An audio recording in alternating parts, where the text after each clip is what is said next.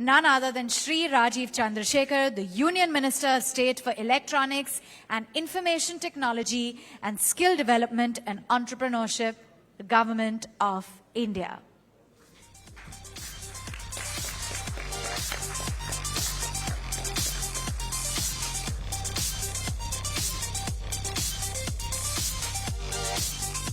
So please join us on stage. A warm round of applause, ladies and gentlemen. And I would also like to request on stage Shri Vineet Jain, the Managing Director of the Times Group.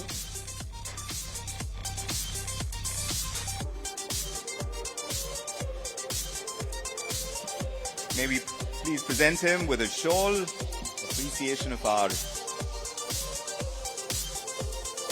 love and admiration for all the work that is being done.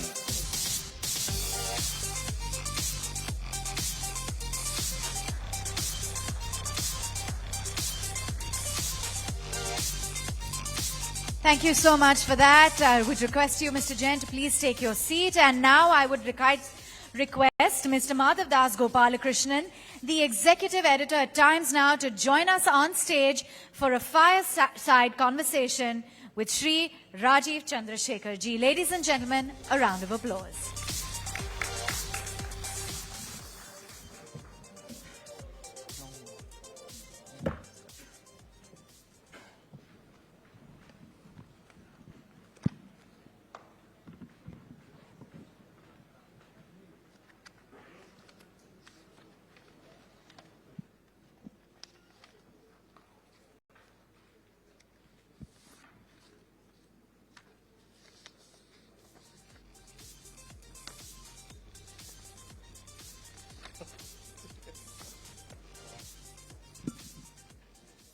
Thank you so much, ladies and gentlemen. Thank you so much, Mr. Rajeev Chandrasekhar, for joining us.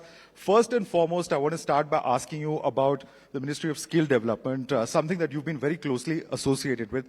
A lot of us are actually looking at how changing technology, the changing market conditions, how do you think that is going to impact on this area of skill development? And what do you think the areas are that India needs to focus on in coming years? So thank you for having me, Madhav. I think it's a good question to start with. I think, it's clear and it's quite obvious to everybody that the digitization of the world, if you want to call it that, and particularly post-COVID, the acceleration in that digitization is, and on one hand, on the other hand, the really deep tectonic changes in technology that are throwing up new opportunities and certainly new challenges are increasingly pointing to the need for more and more talented people in areas like artificial intelligence, semiconductor, the future of the internet, and many of these areas. And there is clearly a recognition amongst countries of the world and corporate companies of the world that there is a talent shortage and the opportunities are running far ahead of where we are on the talent front. It has been our Prime Minister's view from very early on, since 2015, that we want to really take this so-called demographic advantage that we have of a young workforce and to convert that into a really potent, highly talented, highly skilled workforce for opportunities in India as well as abroad. And that is certainly what we've been focused on.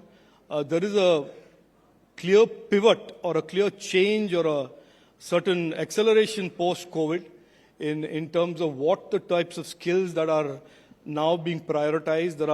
There's more and more of a focus on future-ready skills. Earlier, the focus was on industry-ready skills.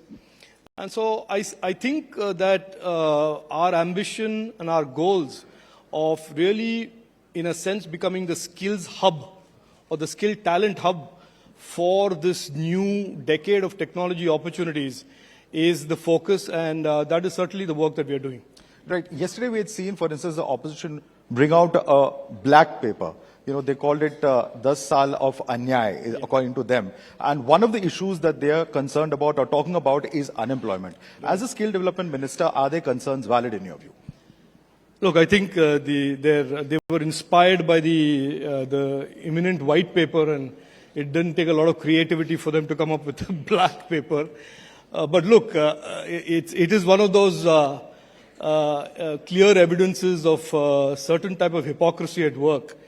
Because one of the facts that needs to be told and told again is that in 2014, when Prime Minister Narendra Modi ji assumed office, the total workforce in India was about 41 crore Indians who woke up every day morning, went to work, earned a living and looked after their families. And out of that 41 crore Indians that went to work every day, 30 crore Indians had no formal skills or education. 65 years after independence, that was the situation of the Indian workforce.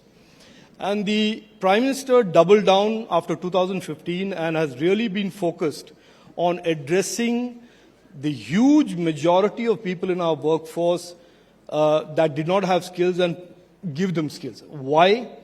Because the job opportunities that are today coming and that are being created in our economy, this fast-growing economy, the fastest-growing economy in the world, require skills.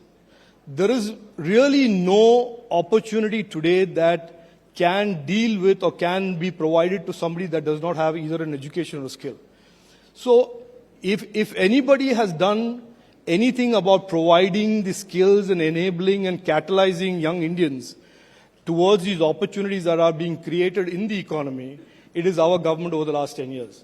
So for those who actually were in government for 65 years and left a legacy of having 3 out of every 4 Indians without skills or education and left them on their own to fend for themselves in a fast-changing workforce, fast-morphing workforce that were challenging people to come to work with skills, they certainly didn't do very much. So today for them to do a black paper or whatever shade that they are interested in is really, in my opinion, a sign of desperation because they're running out of things to say. And effectively, I believe very strongly, till the day we become a developed nation, let's assume it's 2047, these people will constantly be carping about something or the other, but they will not contribute to any new ideas, they will not contribute to the momentum of our nation, but they'll certainly come up with these half lies and half facts to create a narrative that is far from the truth. All right. I have a few and I just want to add one more thing, Madhav. Yeah. If you leave, okay, assuming for a minute that you thought that what I just said was rhetoric, and if you just want to go by data, the periodic labor force survey shows that the unemployment rate in India has come down from 6.2 in 2017, and except for a blip during the COVID pandemic, to 3.2% today. Number one. And I just want to add this just for your understanding and for your viewers to understand. The national average of unemployment is a weighted average of state-level unemployment. And the states that have the largest unemployment today are states like Kerala, states like Rajasthan, states that just had these so-called black paper authors in government till very recently. So there is a tendency to bandy these numbers around, hoping that people will not get behind the numbers and get into the numbers. But the unemployment numbers that are talked about and that I showed is declining, is still a weighted average of very high unemployment in some states, which is the responsibility of the elected government of that state, and which in many cases are the same people who are the authors of the black paper. All right. I want to take you across to something that you mentioned earlier about artificial intelligence being the greatest innovation of our lifetime. How do you see this impacting on jobs in particular? Because there are many doomsday predictors who look at, how it could perhaps impact on jobs. There are those who say the impact will be to the counter. How do you look at it as also the MOS? Look, Madhav, technology in general is disruptive. Technology in general is accompanied by change. That was true when the PC came on the scene. That is true when the mobile device came on the scene, and that will be true when AI hits. That was true when the internet happened, and that is true when AI will come into our lives in a bigger and a deeper form than it is today. It is disruptive. There's no doubt about that. What it will do, according to me, and I'm certainly no prophet of AI or astrologer, but I certainly have a highly developed sense of intuition that AI will really create more and more opportunities in the workforce in terms of companies, enterprises, startups, etc., etc. It will certainly replace some jobs. It will certainly transform some job roles. And AI in its current form will certainly allow companies to do more with less. Which is not to say that the doomsday scenario that has been painted, that AI will certainly remove certain layers of jobs and therefore there will be reduction in the workforce. I don't subscribe to that, and I certainly don't think anybody who has a reasonably highly developed sense of common sense about technology will subscribe to that. Yes, there is going to be disruption. Yes, there is going to be transformation. There are going to be new job roles created, which will require new skills, new talented workforce, new talent in the workforce. And there will be some changes in segments of the workforce today, which can be replaced by AI. But are we doing enough to safeguard ourselves against the perils of AI? There have been deep fakes, several celebrities. I mean, there's a whole host of celebrities who've talked about those deep fake videos. Are we doing enough as a society or perhaps from the government side to safeguard against that? Look, let's be very clear. I think the responsibility of the harms, the criminalities that are on the internet, whether they are deep fake, whether there's misinformation, whether it is CSAM, whether it is other kinds of criminal content, we are very clear as a government of India that though the responsibility for that primarily is with the platforms, the intermediaries who connect the producer of these types of unlawful content to the consumer of these kinds of unlawful content. So we have since 2021 evolved a jurisprudence, evolved a framework of regulation that squarely ensures that the platforms and the intermediaries, as we call it in our law, are accountable for the safety and trust of the consumers of the internet. Now, whether it is misinformation powered by AI, which is deepfakes, audio, video deepfakes, or it is misinformation, which is text, or whether it is criminal content of some other kind, unlawful content, patent violating content, whether it's CSAM, these are all now squarely the responsibility of the platforms.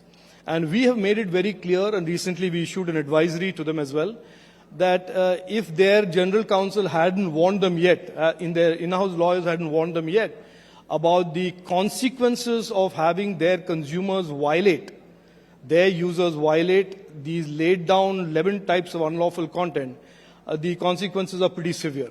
And the consequences are not just about rapping their knuckles and saying, don't do it, bad boy. Consequences are going to be under criminal law. Because that is where these unlawful content, the adjudication and the solutions for those lie.